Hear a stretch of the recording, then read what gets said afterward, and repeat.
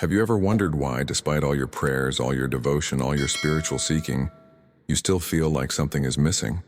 Why does God sometimes feel so close you can almost touch the divine presence, and other times feel impossibly distant as if you're shouting into an empty void?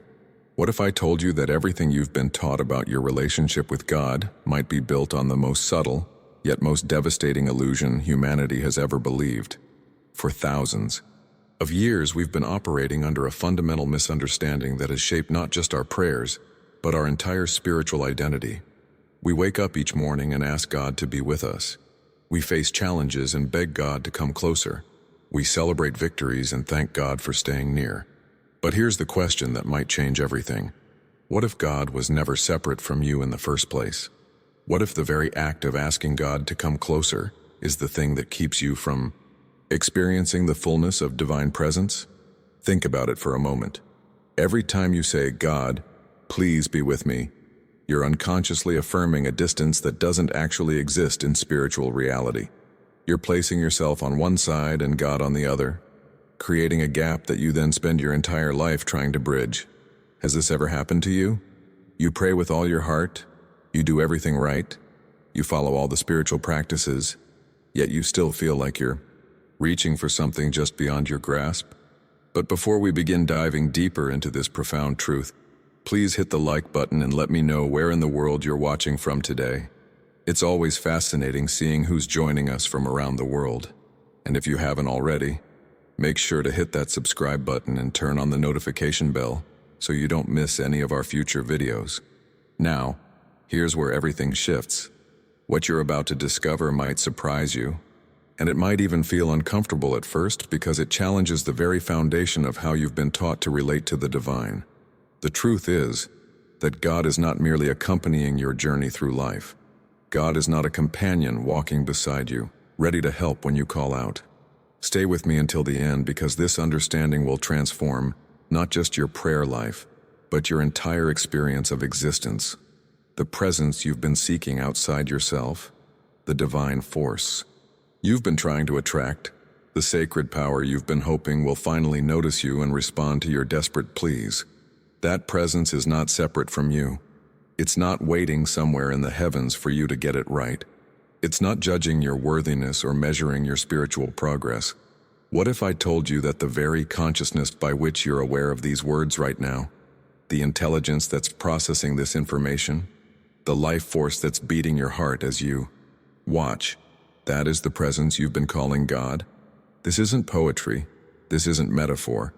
This is the literal truth that mystics throughout history have tried to reveal, but which religious systems have obscured beneath layers of doctrine, ritual, and the persistent belief in separation.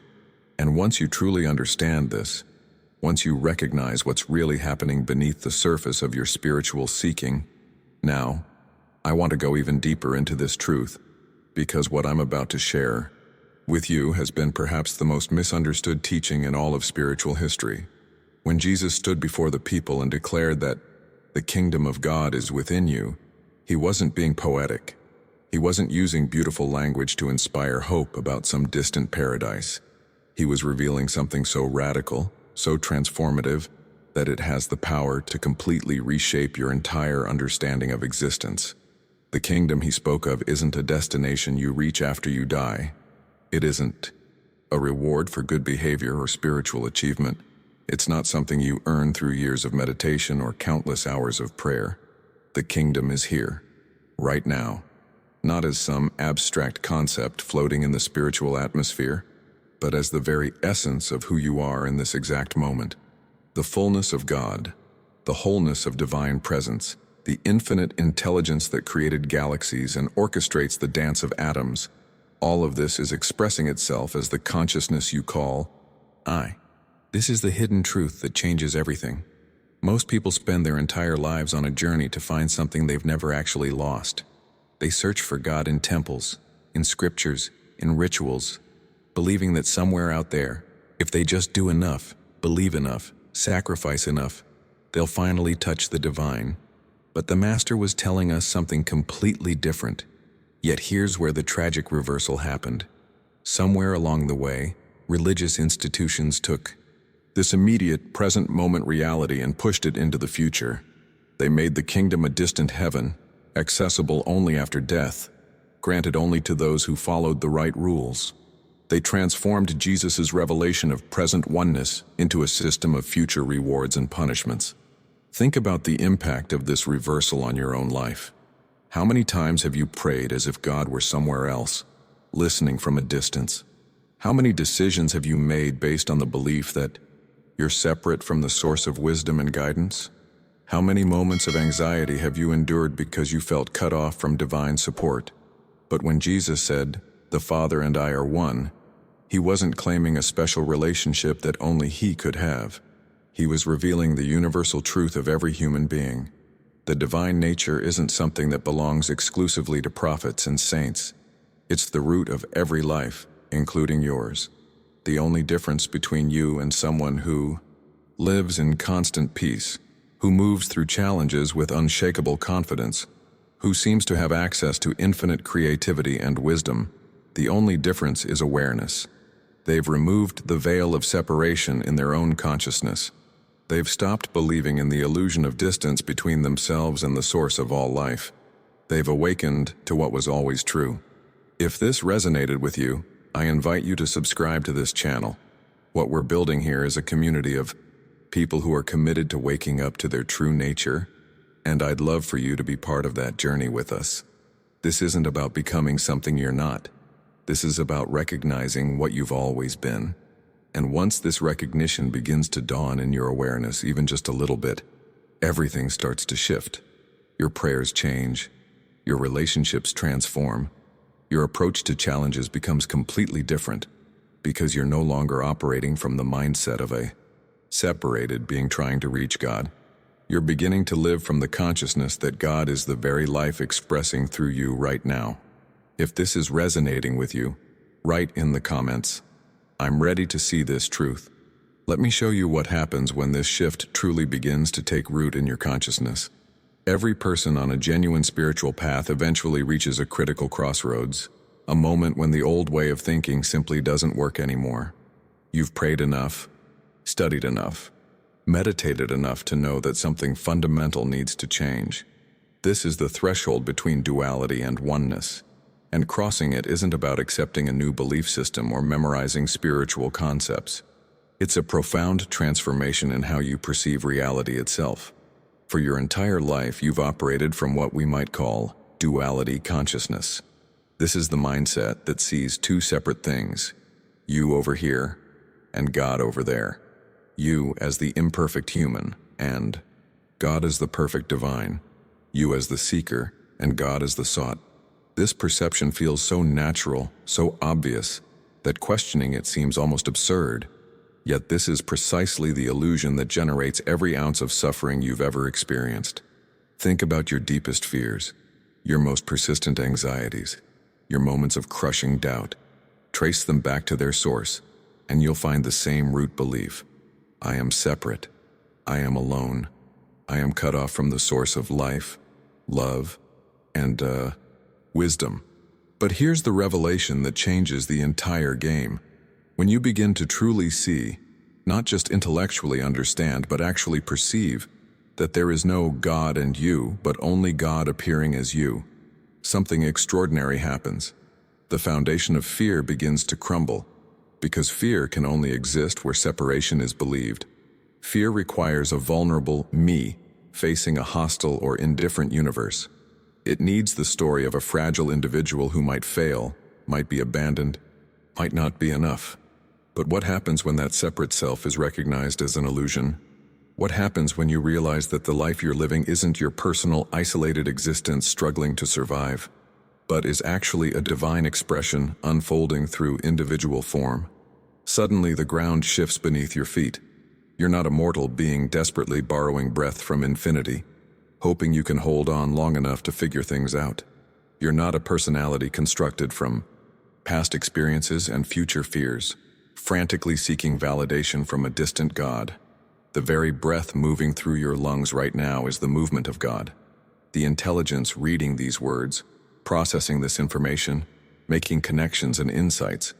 This is the divine mind expressing as your individual consciousness. This isn't metaphor. This is the actual mechanics of existence. When this recognition dawns, even partially, even just for moments at a time, you experience something that religious teachings have pointed to for millennia but few have actually tasted. The structure of fear collapses because there's no separate self left to be afraid.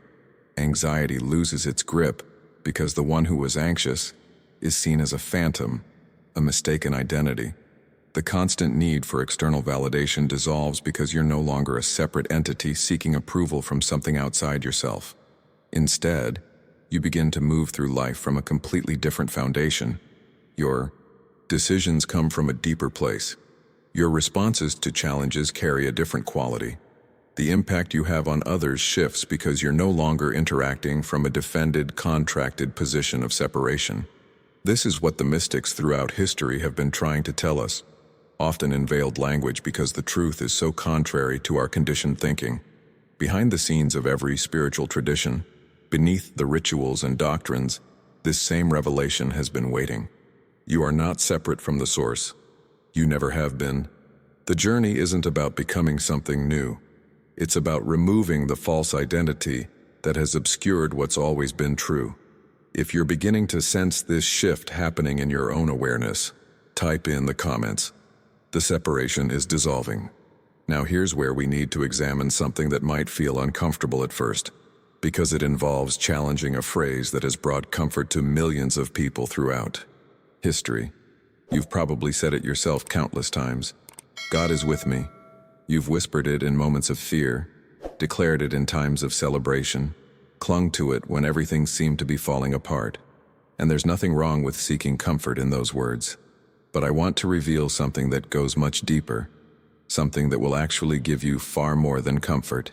It will give you unshakable peace. The phrase, God is with me, despite its good intentions, still carries within it the seed of the very separation we've been talking about. Listen carefully to the structure of that statement. When you say God is with me, you're inherently affirming two separate entities. There's God over there, and there's me over here. And sometimes God comes close, and sometimes God moves away. This creates a relationship based on proximity, on distance, on God's willingness to show up in your life. And what does that lead to? It creates an exhausting cycle where you're constantly trying to maintain God's presence, constantly worried about losing divine favor, constantly questioning whether you're worthy enough for God to stay near. Think about the impact this has on your daily experience. When things are going well, you feel blessed, convinced that God is close. But when challenges arise, when prayers seem unanswered, when life doesn't unfold the way you hoped, doubt creeps in. You start wondering if God has stepped back, if you've done something wrong, if you need to pray harder or be better to attract divine attention again. This isn't peace. This is spiritual anxiety disguised as faith. It's a belief system that keeps you trapped in the role of the supplicant, forever begging, forever hoping, forever trying to convince a distant God to come closer and help you. But there's a completely different approach to prayer, one that represents true spiritual maturity. Instead of supplication, the act of begging for what you don't have, there's recognition, the quiet realization that everything you've been asking for has already been given. This isn't positive thinking or wishful imagination. This is understanding the actual mechanics of divine reality. When you pray from supplication, you're operating from the mindset of lack. You're affirming that something is missing, something is broken, something needs to be added to your life from the outside. You're positioning yourself as incomplete, waiting for God to make you whole. Recognition works from an entirely different foundation. It doesn't beg because it knows there's nothing missing. It doesn't reach outward because it understands that fullness is already present within. It doesn't try to change God's mind or convince God to act because it sees that the divine nature is already expressing itself perfectly as your life right now. This is the hidden truth that transforms prayer from an act of desperation into an act of awareness. You're not asking God to give you peace. You're recognizing that peace is the nature of the divine presence that is your true identity. You're not begging for guidance. You're acknowledging that divine intelligence is the very mind by which you think. The journey from supplication to recognition is one of the most profound transformations you can experience. It changes not just how you pray, but how you live. Your entire relationship with existence shifts from one of lack and longing to one of fullness and gratitude. The decisions you make come from a place of inner knowing rather than outer desperation. And here's what's truly remarkable. When you stop begging for what you think you need and start recognizing what's already present, life begins to unfold with a grace and ease that supplication could never produce. If you're feeling the shift in your own spiritual practice, write in the comments, "I'm learning to recognize, not beg." Let me paint a picture of what actually happens in your day-to-day life when this shift from separation to oneness begins to take hold. Because this isn't just abstract spiritual philosophy, this is about real, tangible transformation that touches every corner of your existence. And what I'm about to describe might sound almost too good to be true, but I promise you, this is the natural result when consciousness awakens to its true nature. First, you'll notice that fear begins to lose its grip on you, not all at once, not through willpower or positive affirmations, but organically, like ice melting in warm sunlight. Fear has always required a story, the story of a vulnerable, separate me facing an uncertain world alone. But when you start to recognize that you're not a fragile individual struggling through life, but rather the expression of infinite presence itself, that story loses its power. The foundation fear was built on simply isn't there anymore. You still have natural caution, healthy discernment, but that gnawing anxiety that used to color so many of your decisions, it begins to dissolve. Then something shifts in how you make choices. Instead of the exhausting mental gymnastics of weighing pros and cons, analyzing every possible outcome, trying to predict the future, you discover a different kind of intelligence emerging. Your decisions start flowing from a place of calm inner knowing. It's not that you become impulsive or careless, quite the opposite. You find yourself acting with greater wisdom, but it comes through you rather than from the grinding effort of your analytical mind. This clarity isn't something you force. It arises naturally when you're no longer operating from the panic of separation. If something in this video shifted your perspective or brought clarity to your path, go ahead and hit that like button. It's a simple way to let me know this content is serving you, and it helps others who are searching for these truths find their way here. And here's where it gets really interesting. Peace stops being something you have to create or maintain through perfect circumstances. It becomes your baseline, your natural state, regardless of what's happening externally. The chaos around you might continue, challenges might still arise, but there's a stillness at your core that circumstances can't touch. This is the peace that mystics have spoken of for centuries, and it's not a mood or an emotion. It's the recognition of your true nature.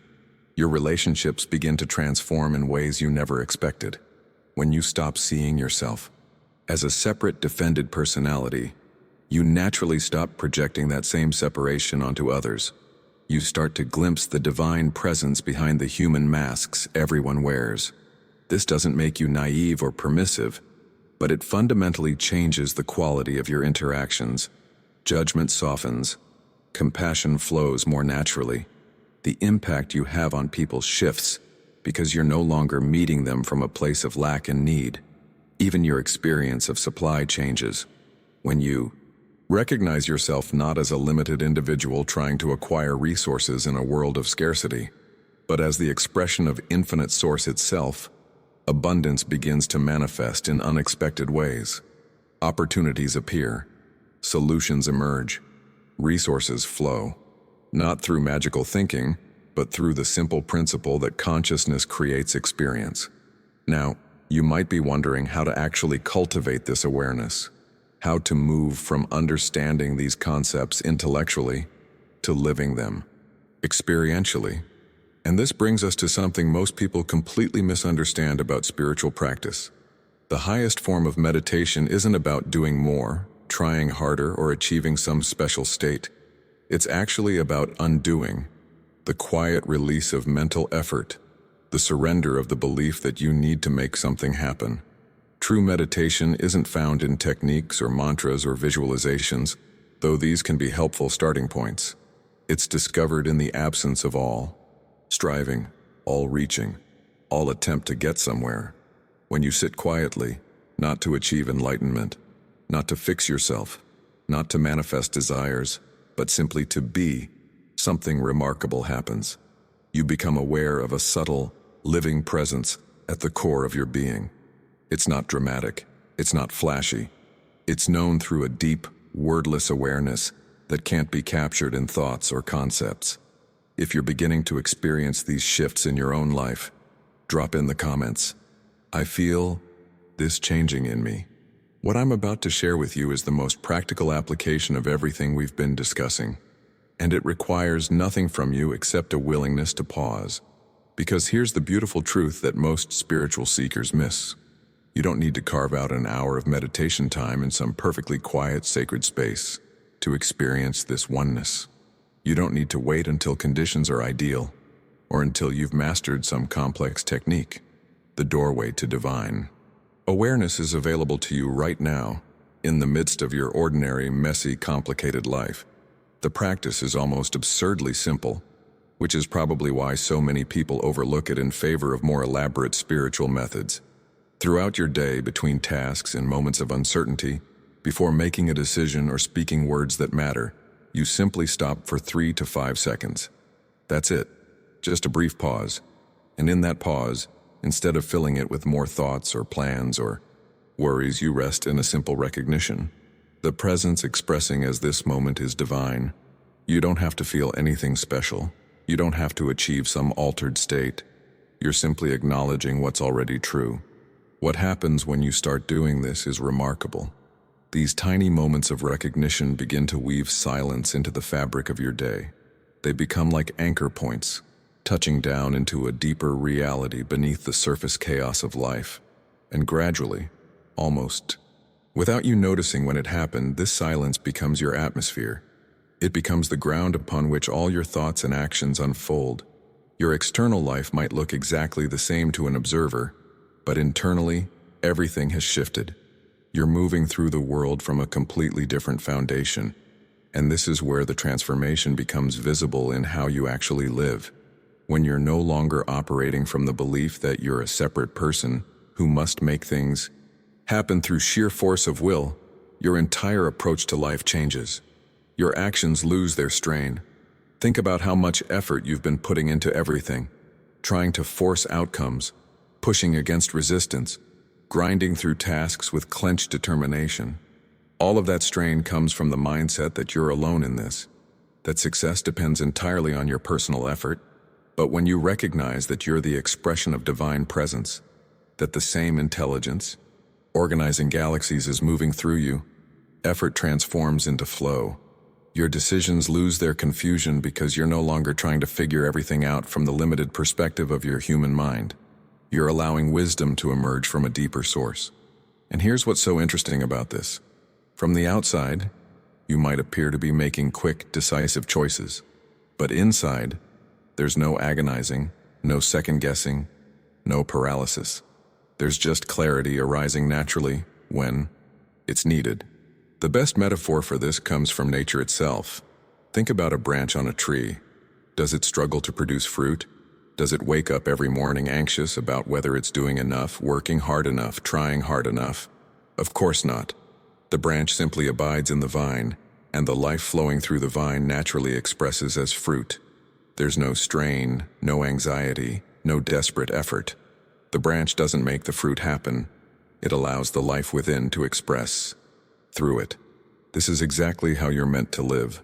Not forcing, not controlling, not trying to manufacture spiritual results, but simply abiding in the recognition of what you are and allowing that divine life to express naturally through your thoughts, words, and actions.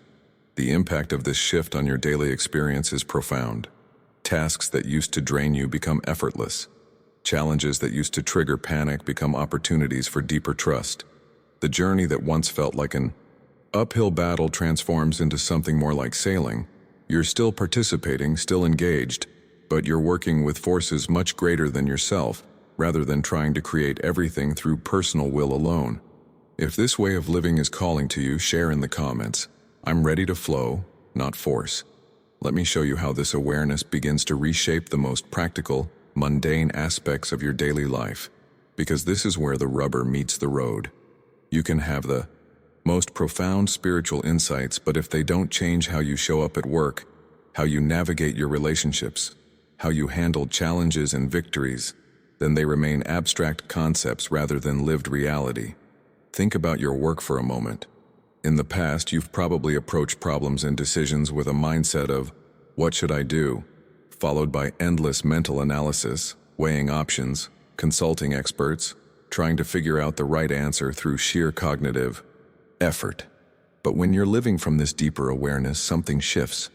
Instead of that frantic mental churning, you find yourself listening inwardly, not to voices or supernatural guidance, but to a quiet knowing that emerges when you stop trying so hard. Solutions appear. The next step becomes obvious. You make decisions with a confidence that doesn't come from having all the answers, but from trusting the intelligence expressing through you. Your relationships undergo an even more profound transformation. For most of your life, you've been projecting your own fears, insecurities, and unmet needs onto the people around you. You see others through the lens of what they can give you, how they might hurt you, whether they're meeting your expectations. But when you recognize that the same divine presence at the core of your being is also at the core of theirs, everything softens. You start beholding the truth behind the masks people wear. This doesn't make you naive. You still have discernment, but you stop taking things so personally. You realize that when someone lashes out, they're operating from their own pain and confusion, not from the truth of who they are. The impact this has on how you interact with difficult people, challenging family dynamics, workplace conflicts, is nothing short of revolutionary. When challenges arise, and they will continue to arise because that's the nature of human experience, you have a completely different response. Instead of spiraling into fear or despair, instead of questioning why this is happening to you, you rest in the awareness that circumstances, no matter how intense, cannot alter your spiritual identity. The situation is what it is, and you deal with it practically. But it doesn't shake your foundation because your foundation isn't built on external conditions. It's built on the unchanging truth of what you are. Success becomes easier to navigate too. When good things happen, when achievements come, when life flows smoothly, you receive it all with genuine gratitude but without grasping. You don't cling to success as proof of your worth. You don't live in fear of losing it. You understand that success is simply one temporary form through which the divine presence is expressing, and you hold it lightly. And here's something that might surprise you. Failure loses its sting. When things don't work out, when you make mistakes, when you fall short of your own expectations, you recognize that failure belongs only to the human sense of self, not to your divine identity. This doesn't mean you become careless or irresponsible. It means you learn from mistakes without being crushed by them. You course correct without self-condemnation. What I'm describing isn't complicated spiritual gymnastics requiring years of training. This is actually the simplest way to live. All the complexity, all the strain, all the exhausting effort comes from trying to be something you're not. When you stop trying to manufacture holiness, when you cease striving to appear wise or good or spiritual, and instead recognize that everything God is already seeks expression through you, life becomes remarkably uncomplicated. Compassion flows naturally when you stop defending a false sense of self. Patience appears when you rest in inner peace rather than demanding that circumstances match your preferences. Love expresses itself spontaneously when you recognize your fundamental unity with all life. Jesus said something profound that most people misunderstand. Let your light shine. Notice he didn't say create your light, develop your light, or earn your light. He said let it shine. The light is already there. It's always been there. Your only task is to stop blocking it with the false identity of separation. If you're experiencing this simplicity beginning to emerge in your life, write in the comments. It's simpler than I thought. What I want you to understand is that this isn't a one-time realization that suddenly fixes everything forever. The spiritual path isn't about reaching some permanent state where you never forget. never doubt, never slip back into old patterns. That's a fantasy that keeps people frustrated and discouraged. The real journey is far more graceful, far more forgiving than that. It's about developing a simple practice that becomes as natural as breathing, the practice of returning to recognition. Here's how it works in real life. You're moving through your day and suddenly fear grips you, or anxiety starts spiraling, or you feel that familiar sense of separation creeping back in, making you feel isolated and alone. This is completely normal. It's going to happen. But now you have a tool that changes everything. Instead of fighting the feeling, instead of condemning yourself for having it, instead of trying to force yourself into a better state, you simply return to recognition, not through affirmations repeated like mantras, not through mental gymnastics or willpower, just through quiet awareness. You pause and you remember, the life I'm living right now, in this very moment, is divine in its origin, its nature, and its expression. That's it. No drama, no spiritual performance, just a gentle return to what's true. And here's the beautiful thing.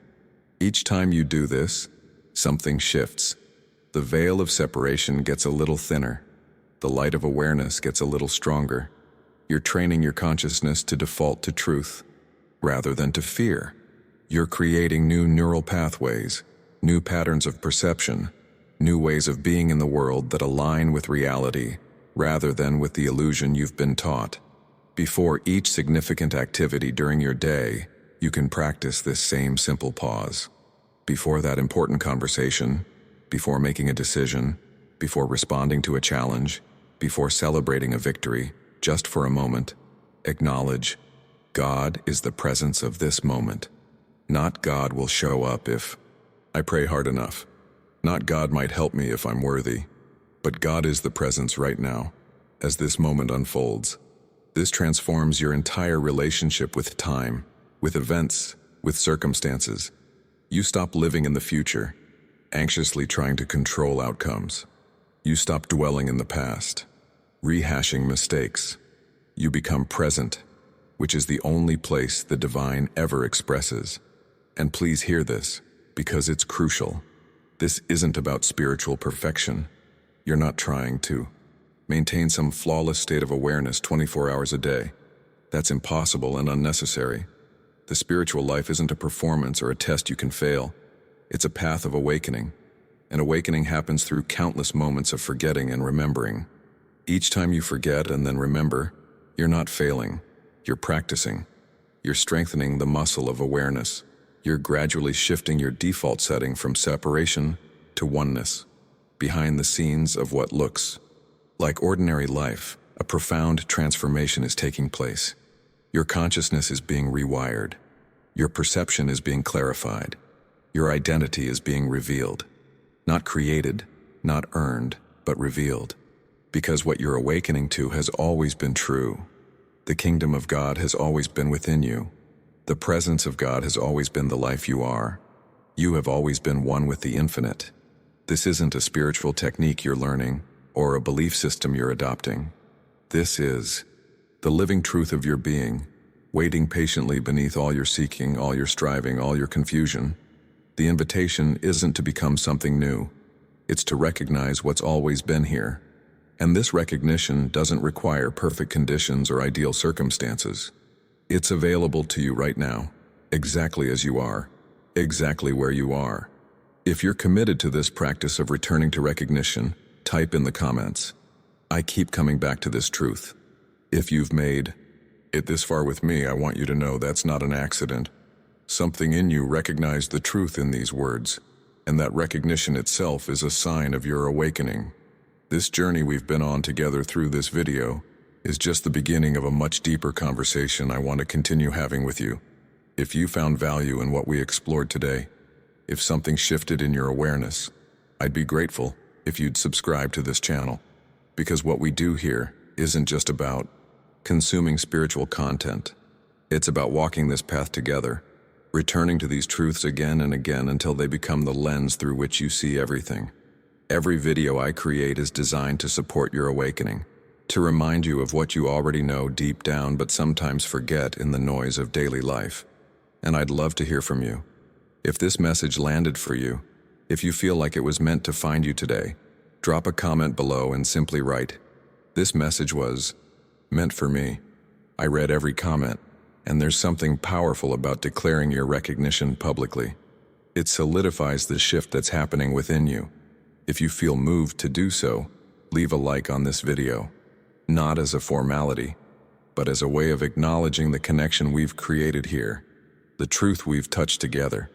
Your engagement helps this message reach others who are ready to hear it, who are searching for exactly what you just discovered. And here's the thing, we're not done. There's a video right here that takes this understanding even deeper, exploring how to live this truth in ways that might surprise you. Click on it and continue with me over there. Let's keep walking this path together.